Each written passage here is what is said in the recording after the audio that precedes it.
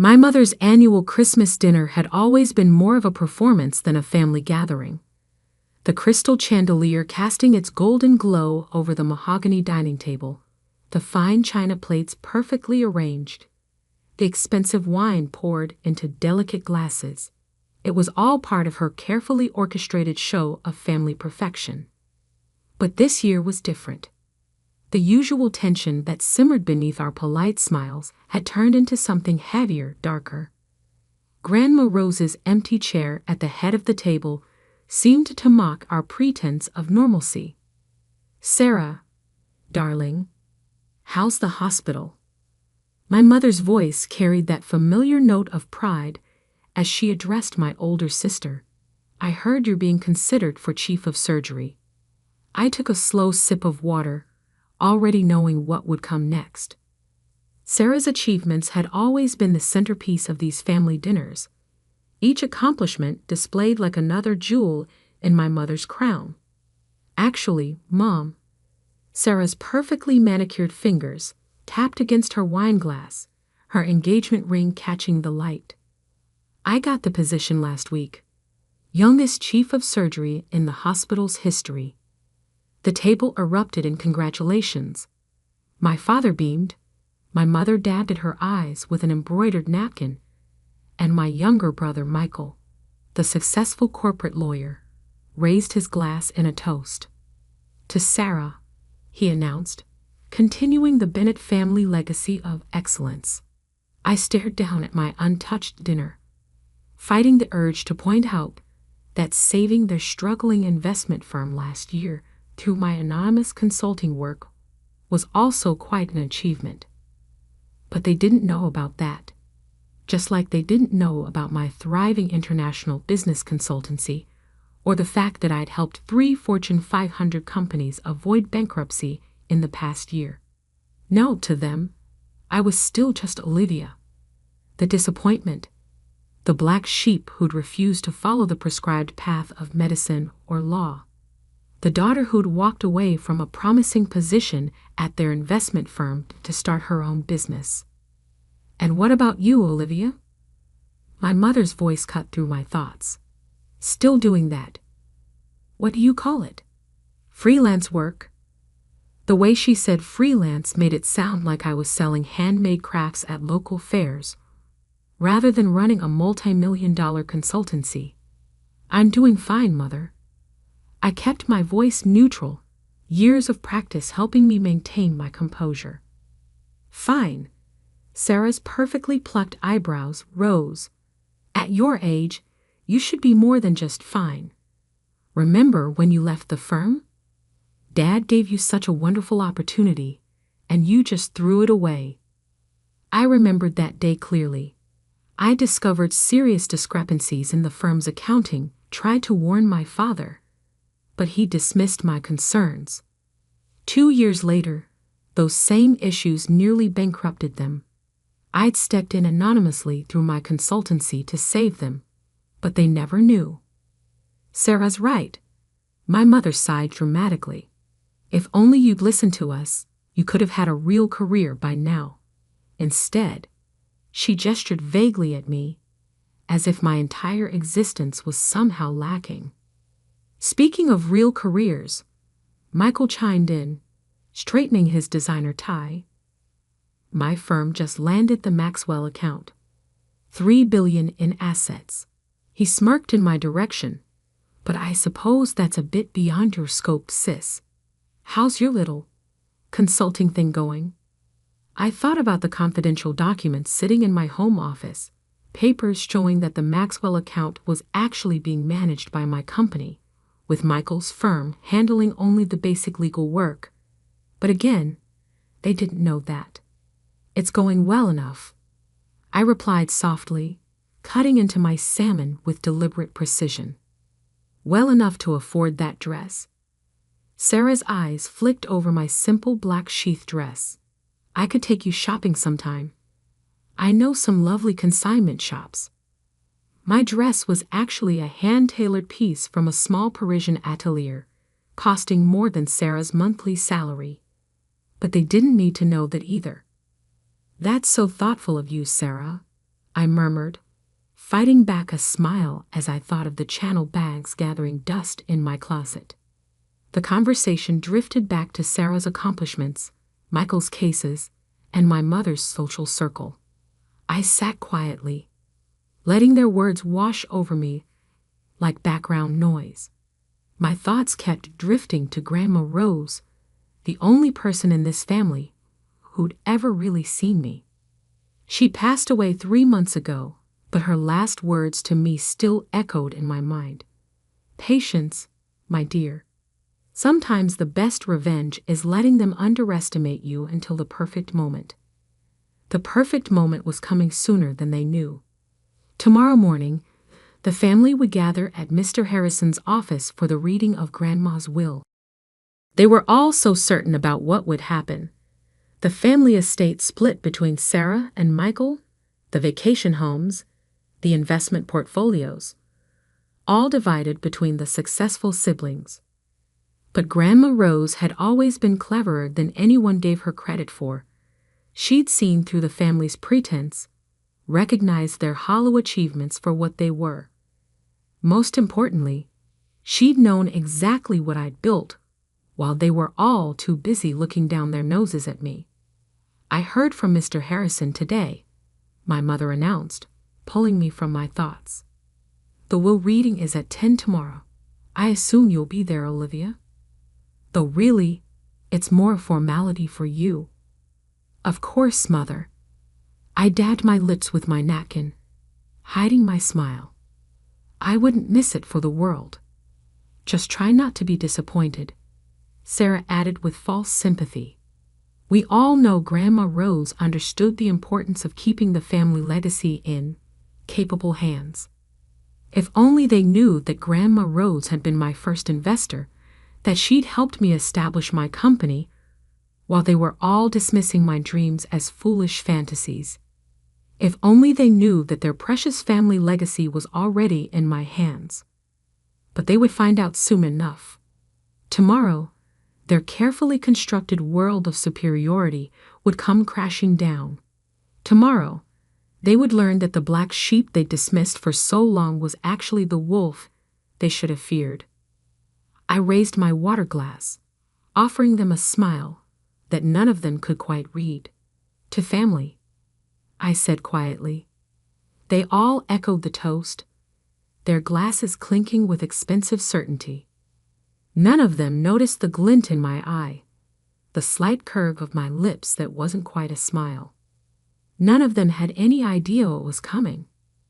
As I drove home that night, my phone buzzed with a text from Mr. Harrison. Everything is prepared for tomorrow, Ms. Bennett, just as your grandmother arranged. I didn't reply. Instead, I parked my car in the private garage of my penthouse apartment, the one my family thought was a modest rental in a developing neighborhood, and made my way to my home office. The wall of windows offered a spectacular view of the city skyline, lights twinkling like stars against the dark sky.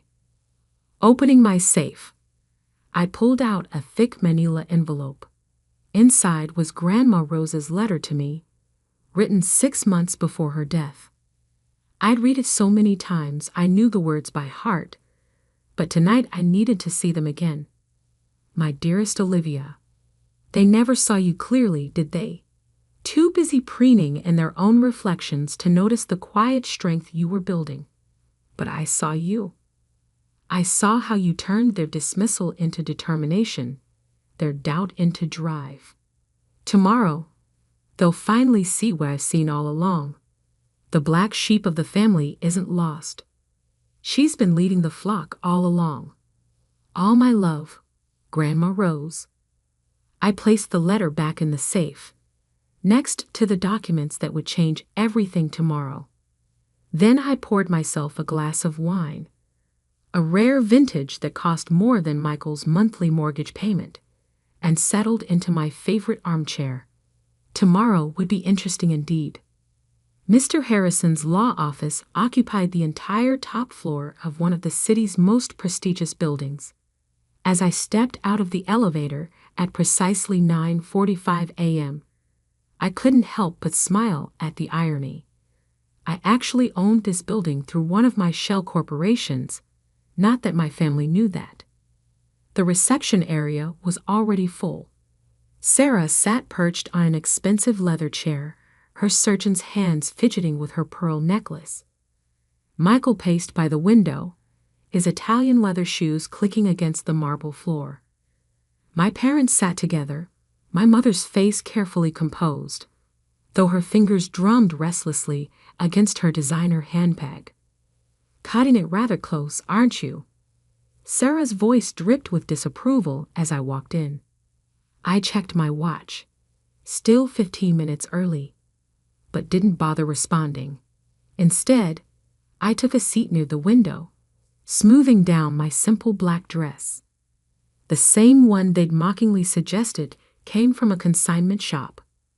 Now, my mother interjected with forced cheerfulness. "Let's all try to remember what Grandma Rose would want. Family harmony."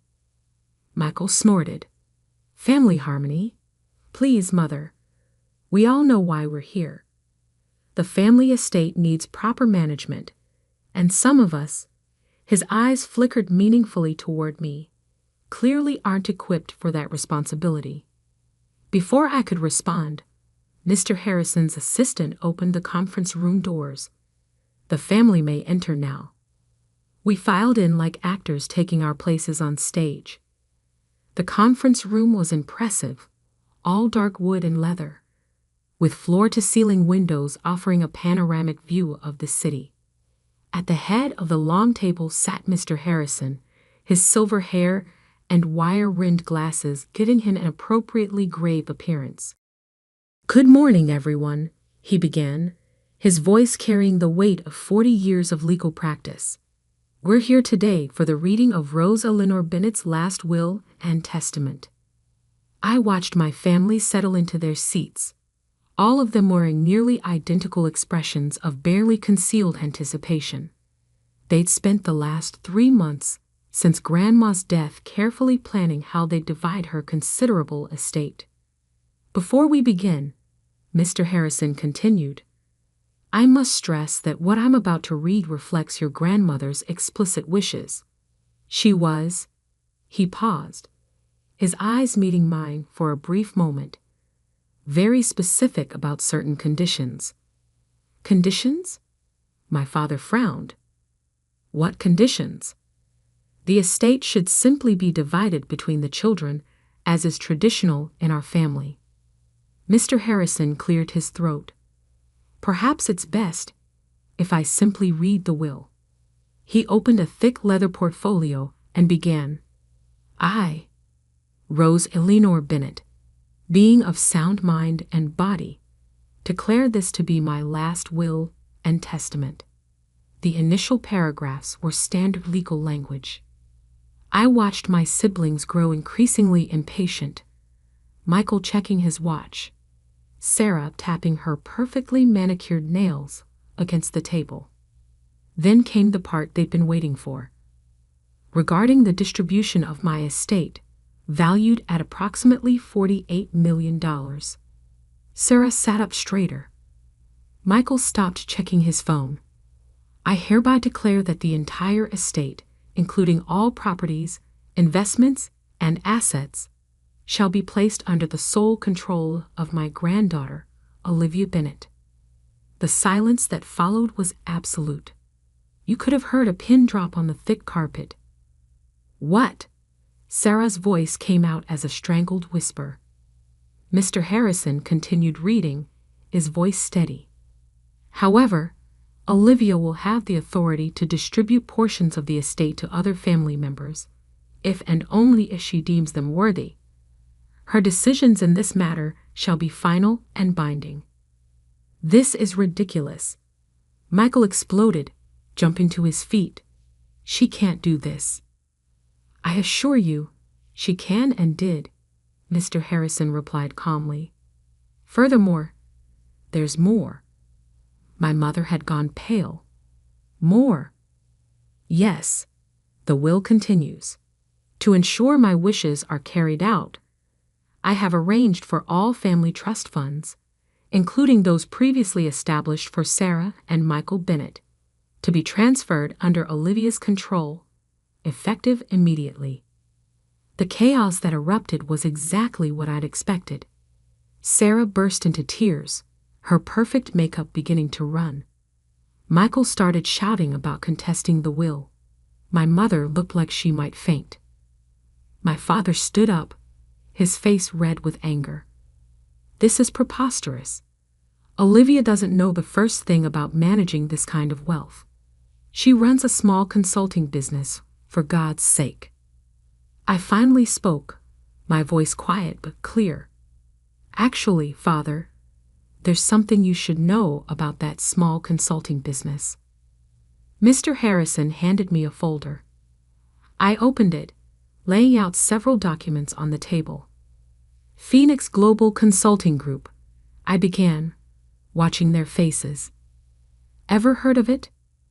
Michael scoffed. Of course. They're one of the largest financial consulting firms in the world.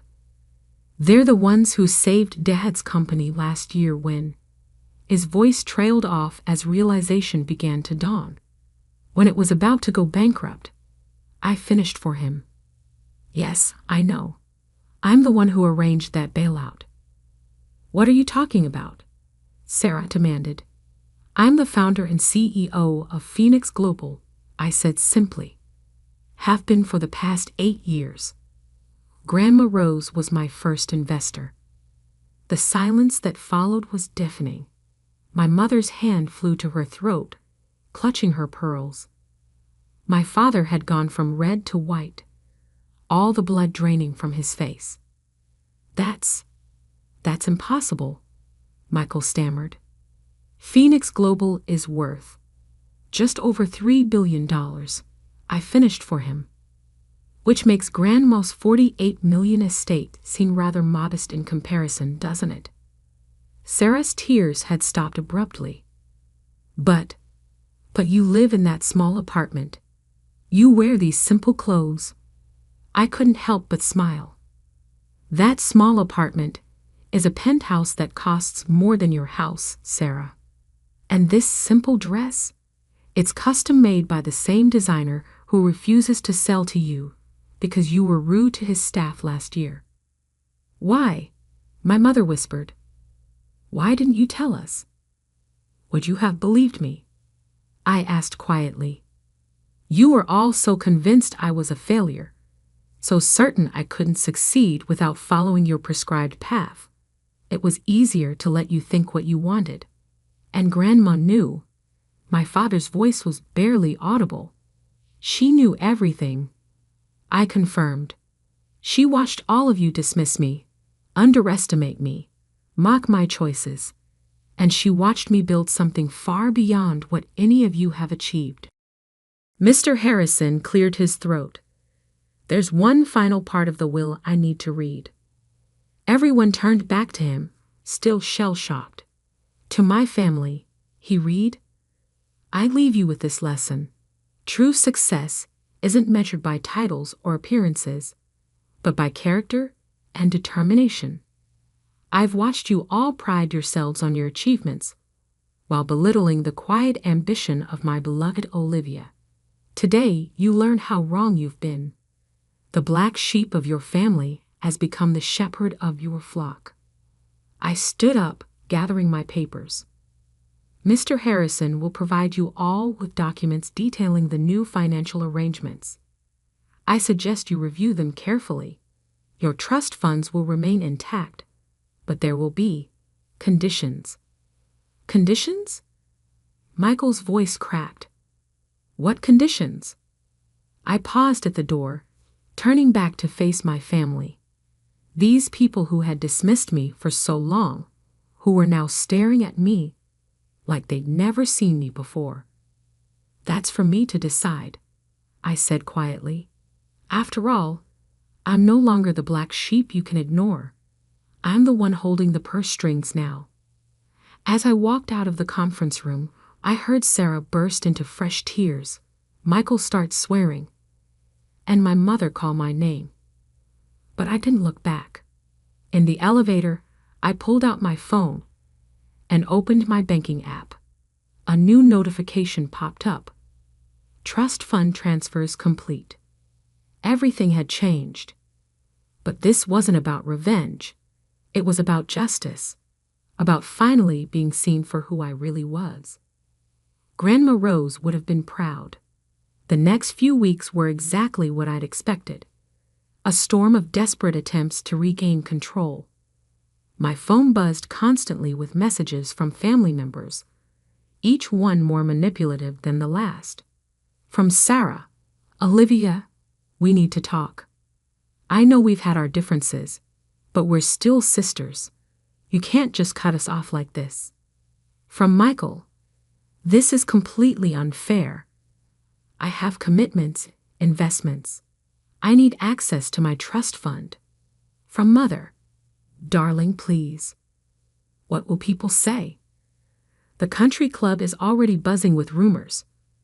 We need to present a united front." I read each message but didn't respond. Instead, I focused on my work, steering Phoenix Global through a major merger while simultaneously restructuring my family's finances. It was during one of these late nights at the office that my assistant, Lisa, interrupted me. "Miss Bennett, your sister is here." I looked up from my computer screen. Through the glass walls of my corner office, I could see Sarah standing in the reception area. Gone was her usual air of superiority. She looked smaller somehow, uncertain in a way I'd never seen before. "Send her in." Sarah's eyes widened as she took in my office. The spectacular city view, the elegant furnishings, the clear symbols of power and success she'd never imagined I possessed. "This is quite something," she managed, sinking into one of the leather chairs across from my desk. "What do you want, Sarah?" She flinched at my directness. "I've been doing a lot of thinking since the will reading, about how we treated you, about all the things we never knew." "You mean all the things you never bothered to ask about," I corrected quietly. "Yes," she whispered. "That too." She took a deep breath. "The hospital board is reviewing my position as chief of surgery. Apparently, some questions have been raised about certain decisions I made." I nodded. I knew all about those decisions, the corners she'd cut, the favors she'd called in, the qualified candidates she'd pushed aside to secure her position. "And you're here because?" "Because I need your help," she admitted, her voice cracking.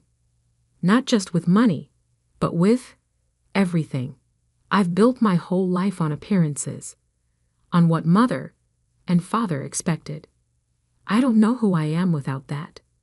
I studied my sister's face, seeing for the first time the cracks in her perfect facade. "Do you know why Grandma Rose invested in my company?" Sarah shook her head. "Because I showed her a real business plan. Not a name or a title or a designer outfit. Actual substance. She taught me that true success isn't about impressing others. It's about building something meaningful." Tears started rolling down Sarah's cheeks, smearing her expensive mascara. "I never knew her like you did I? I was too busy trying to be perfect." "No," I agreed. "You didn't." I opened my drawer and pulled out a folder. "This contains two things. First, a complete audit of your decisions at the hospital. Second, a plan to correct those mistakes, ethically and legally." Her hands trembled as she took the folder. "Why would you help me after everything?" "Because Grandma Rose didn't make me the executor of her will for revenge. She did it to teach this family a lesson about value. Real value." The next visitor came 3 days later. Michael stormed into my office unannounced, his face red with anger. "You've frozen all my accounts," he shouted. "Do you have any idea what this is doing to my reputation?" I calmly looked up from my computer. "Sit down, Michael." "I will not." "Sit." Down.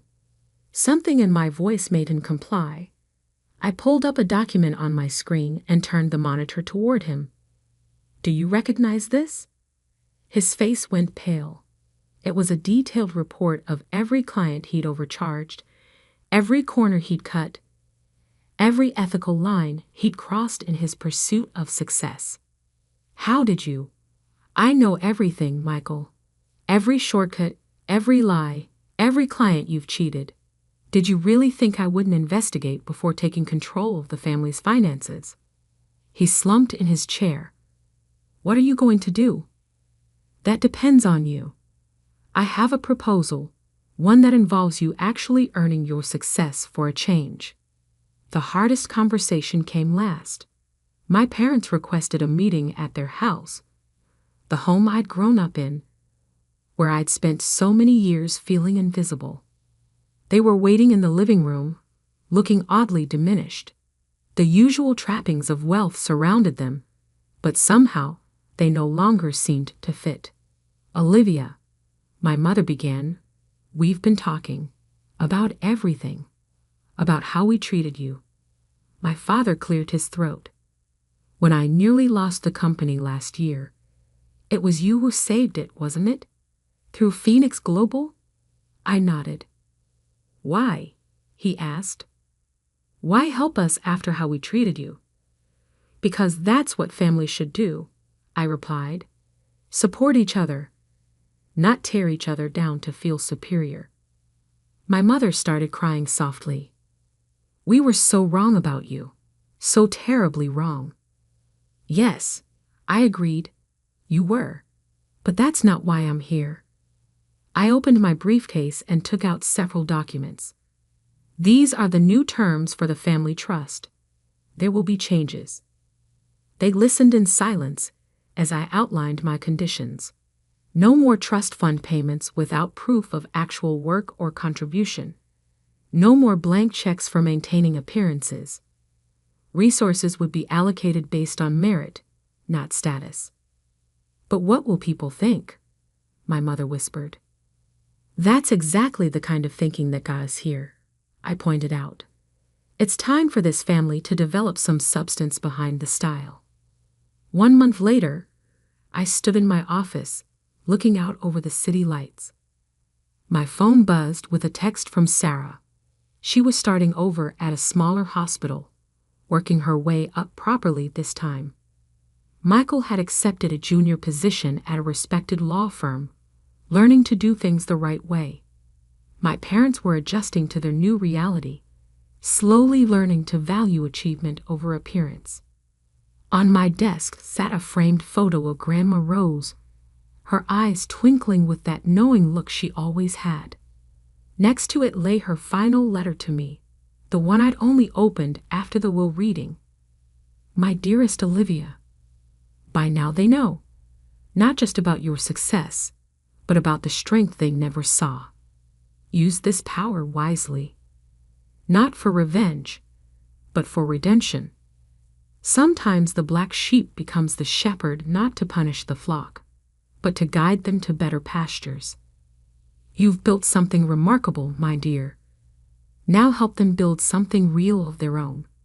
All my love, Grandma Rose. I smiled, touching the letter gently. She had known exactly what she was doing, setting up this elaborate lesson. It was never about the money. It was about forcing my family to finally see the truth about success, value, and what really matters. My phone buzzed again. A message from Sarah. Meeting for coffee tomorrow? I could use some advice about this new position. I texted back, yes. And Sarah? Wear whatever you want. No designer labels required. Looking out at the city lights, I felt at peace. The black sheep had indeed become the shepherd, but not to lord over the flock, to lead them toward something better, something real. Grandma Rose would have liked that.